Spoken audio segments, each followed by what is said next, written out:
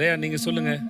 எப்படி சொல்றது, எல்லா விஷயத்திலுமே கொஞ்சம் இன்வால்வ் வச்சிருந்தாங்க. அவ்வளோ முடிஞ்சிருச்சா? Every week boys and girls team swap பண்ணாங்க இல்லையா, அந்த மாதிரி இந்த வீக் ரயன் கேர்ள்ஸ் டீமுக்கு வந்திருக்கிறாரு. இது நமக்கு தெரியும்.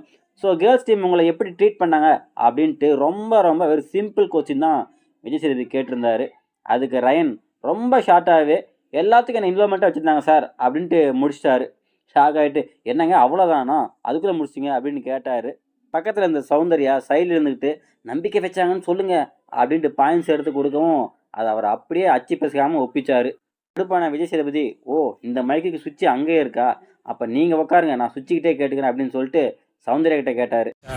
அதான் சார் பெருசா நம்பிக்கை வச்சாங்க. நீங்க உட்காருங்க. சௌந்தர்யா நீங்க சொல்லுங்க அவர் எப்படி receive பண்ணாங்க? விஜய் சேதுபதி கேட்டதும் சௌந்தர்யா எப்பயும் போல் அவங்க கண்ணை அங்கங்கே உருட்டுறது, அப்படி இப்படி ஏதோ ஒன்று வார்த்தை சொல்கிறது, அவங்க ஏதோ க்யூட்னஸ் வச்சுட்டு ஒரு கிரிஞ்சா ஒரு விஷயம் பண்ணுவாங்க இல்லையா, அந்த மாதிரி பண்ணாங்க.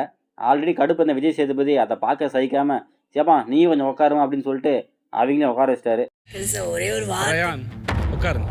அப்போ உங்களுக்குள்ள இனிமேல் வார வாரம் வந்து நான் சௌந்தர்யாவை கேட்கவா அப்படின்னா, இது இன்னொரு முறை யார் செஞ்சாலும் சரி அதுக்கு அடுத்த வாரத்துலேருந்து கண்டிப்பாக அவங்கள்ட்ட எந்த கேள்வியும் எதுவும் கேட்கவே மாட்டோம். சௌந்தர்யா பண்ண அந்த கிரிஞ்சு வேலையை பார்த்து கடுப்பான விஜய் சேதுபதி, இனி இந்த மாதிரி யாராவது ஏதாவது பிஹேவ் பண்ணீங்க அப்படின்ட்டா நான் ரொம்ப கொலை காண்டாயிருவேன் அப்படின்னு சொல்லிட்டு அவர் ரொம்ப டீசெண்டாக வேற மாதிரி சொல்லி இந்த ப்ரமோவை முடிச்சு வச்சுருந்தாரு.